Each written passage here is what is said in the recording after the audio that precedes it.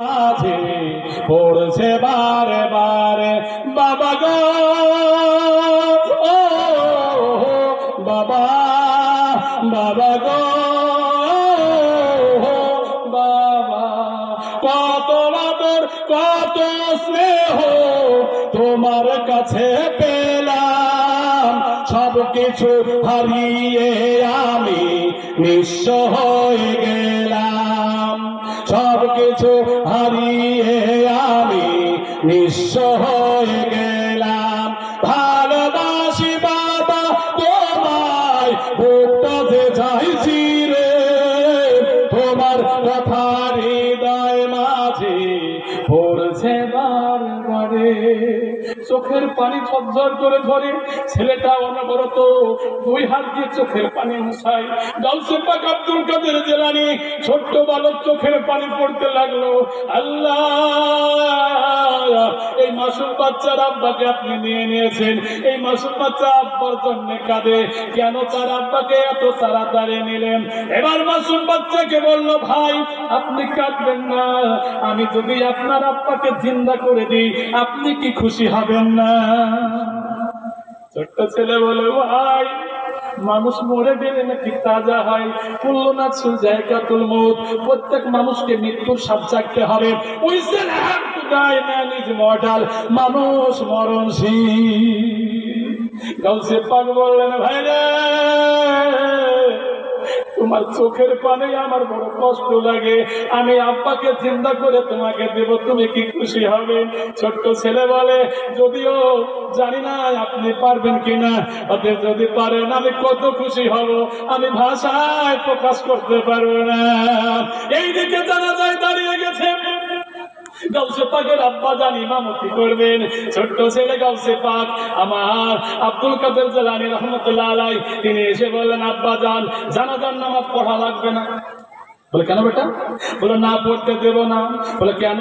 বলে, ওই যে ছোট্ট ছেলে কাঁদছে, ওই ছেলের চোখের পানি মুছাবো আমি, আমি এই লাশকে জিন্দা করবো। কি বলছেন জানেন? একবার চোখে ফেলেছো জাতলা নদীতে, ওই সামলায় না, আবার যদি তুমি ইয়াই করো তোমার কিন্তু ভালো হবে না, যাও না। বলছে, না আব্বা জান আমার মায়া লাগে, বাচ্চা ছেলে কাঁদতেছে, আমার বড় কষ্ট লাগে, আমি এটাকে চিন্তা করব। এবার পিছনের মুসল্লিরা বলল, আপনার ছেলে পারবে কি, একবার দেখান না। এবার কি করলো, মুসা সালেহ জঙ্গে বললেন, লে বেটা দেখ পারছিস কি? এবার সঙ্গে সঙ্গে ঈসা নবী বলেছিলেন, কি বলেছিলেন? কুম বিজনিল্লাহ, আল্লাহর তরফ থেকে জিন্দা হয়ে যা। অনেক কিতাবে আছে, বড় পীর আব্দুল কাদের জিলানী রাহমাতুল্লাহ আলাইহি বলেছেন, কুম বিজনি, জিন্দা হয়ে যা।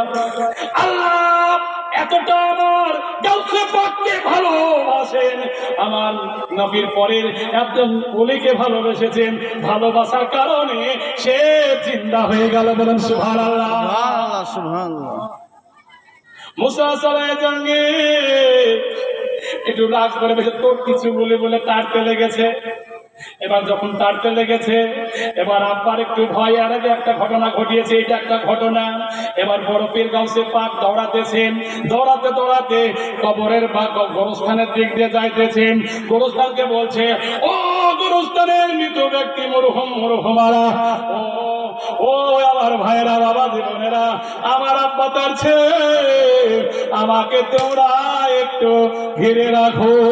সঙ্গে সঙ্গে কিতাব বলছেন 400 জন ব্যক্তি উঠে গিয়ে গাউসে পাককে ঘিরে রাখলো। বলুন সুবহানাল্লাহ, সুবহানাল্লাহ, নারে তাকবীর, আল্লাহু আকবার, নারে সালাত ইয়া রাসূলুল্লাহ।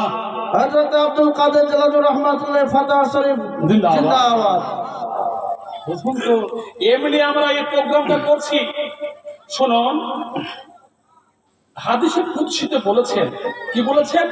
আমার নবী বলেছেন যে আল্লাহ পাক বলেছেন যে আল্লাহর ওলির সাথে বিরোধিতা করে, আমি স্বয়ং আল্লাহ তার সঙ্গে যুদ্ধ ঘোষণা করি। সুবহানাল্লাহ, যুদ্ধ ঘোষণা করি। শুনুন, ওলির চোখ আমার চোখ, ওলির হাত আমার হাত, ওলির পা আমার পা, ওখানে যদি যাও তা আমাকে পাবে। বলুন সুবহানাল্লাহ। ওলি কি এমনি হওয়া যায়? এবার ভাবতে হবে যে ওলিদের এহ এবং পর দুটো জায়গাতে কোনো ভয় নেই। আলা ইন্না আউলিয়াল্লাহি লা খাউফুন আলাইহিম ওয়া লা হুম ইয়াহজানুন, সূরা ইউনূসের 62 নম্বর আয়াত বলছে, সাবধান, আমার বন্ধুর না আছে ভয়, না আছে শঙ্কা, এহকাল এবং পরকাল। বেশ বেশ। যদি বলেন যে এটা সম্ভব, ওলির কথা আল্লাহর কথা হয়, দেখবেন যাকে জিনে ধরে না, যাকে জিনে ধরে ও দেখবেন কথা বলে, তো মৌলভী বলে এই তুই কজন আছিস, এই কোথা থেকে এসেছিস, ও কথা বলে কিন্তু জিন কথা বলে, তাই কি না? তাহলে জিন যদি একটা মানুষকে আসর করে আর ওই মানুষের মধ্যে যদি জিনের কথা হয়, তাহলে আমার ওলিদের আল্লাহর কথা হবে না? জি জি জি বেশ। শুনুন, আমার নবী চোখের পানি ঝরঝর করে ঝরছে যখন ওফাত হচ্ছেন, মানে ইন্তেকাল বলতে পারছি না, কারণ এহজগৎ থেকে পরজগৎ চলে যাচ্ছেন, ওফাত হচ্ছেন। সাহাবারা বললেন, হুজুর আপনি তো চলে যাচ্ছেন, চোখের পানি ফেলে আমাদের কি হবে? বলে ওটাই তো কাঁদছি। বলে তার মানে? বলে আমি যখন চলে যাব ইসলামটা বিভক্ত হবে, একটা নয় দুটো নয় 73টা দলে বিভক্ত হবে। সুবহানাল্লাহ। সাহাবারা আশ্চর্য হলেন, বললো আপনি চলে যাওয়ার পরে 73টা বিভক্ত হবে? বললো হ্যাঁ, এমন একটা সময় আসবে 73টা ইসলামের দল হবে। তাহলে কোন দল জান্নাতি হবে? বললো একটা দল 72টা জাহান্নামে যাবে, একটা দলই যাবে জান্নাতে। সুবহানাল্লাহ সুবহানাল্লাহ। কোন দল? যে কোরআনকে মানলো আর আমার সুন্নাহকে আর খলিফায়ে রাশিদিনকে যারা আঁকড়িয়ে ধরলো, তারাই নাজাত প্রাপ্ত, তারাই জান্নাতি। বলুন সুবহানাল্লাহ। এখন এই 73 দলই বলছে আমরা নবীর উম্মত, কি করবে? তবে জেনে রাখুন, কোরআন আর হাদিস, ইয়া আইয়ুহাল্লাযীনা আমানুত্তাকুল্লাহা ওয়া কুনু মাস-সাদিকিন, যারা ঈমান আনলো তাদেরকে আল্লাহ বলছে আমাকে ভয় করো আর সত্যবাদীর সাথে মিশে যাও। বলুন সুবহানাল্লাহ। আরে সত্যবাদী তো সেই গাঁজাখোরের কাছে গেলে যদি গাঁজা নাও খান, আপনার গাঁজা গাঁজা গন্ধ করবে। জি জি জি। আর যদি আপনি আতরওয়ালার বাড়ির দোকানে থাকেন, আতরওয়ালার দোকানে বসে থাকেন, আপনাকে যদি আতর নাও ঘষে, তো আতরওয়ালার পাশে বসে আপনার আতরের গাটা আপনার আতর আতর গন্ধ করবে। সুবহানাল্লাহ সুবহানাল্লাহ। জেনে তোর পীরের কাছে সাপের মাথায় ব্যাঙ নাচে, পদ্ম পাতা কেন জলে ভাসে। এবার একজন বলছে সাপের মাথায় ব্যাঙ কেন নাচবে, সাপ তো ব্যাঙ খায়। একজন বলছে না রে ভাই, সাপ মনে হয় রোজা রেখেছে তাই সে ব্যাঙ খাচ্ছে না। আরেকজন বলছে না রে, রোজা সাপ রাখে নাকি? এখানে বক্তব্যটা আসছে এটাই, যারা আল্লাহর ওলিকে ধরবে, মুরিদ হবে, তাদের মুরিদকে ধরা, ওলিকে ধরা মানে সে নিজে মরে যাওয়া। বলুন সুবহানাল্লাহ। তার আদর্শ হবে সত্যের সন্ধান, না চুরি, না মিথ্যা, না চুগুলখুরি, না গীবত, এগুলো করা যাবে না। যারা আল্লাহর বায়াত হবে, যারা, আর বায়াত হলে জানতে হবে তার এহকাল পরকাল কামিয়াবি। বলুন সুবহানাল্লাহ। মা কি জিনিস জানেন?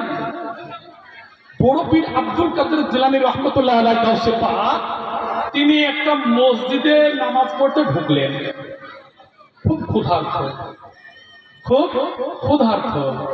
তো একজন ব্যক্তি মসজিদের কর্নারে বসে খাবার খাচ্ছে। গাউসে পাক ওই ব্যক্তির দিকে তাকিয়েছিলেন একটু, এবার ওই ব্যক্তি কি করলেন, ইশারা দিয়ে ডাকছেন, আমার কাছে আসুন, কিছু খাবেন নাকি? আমার কাছে বেশি বেশি খাবার আছে।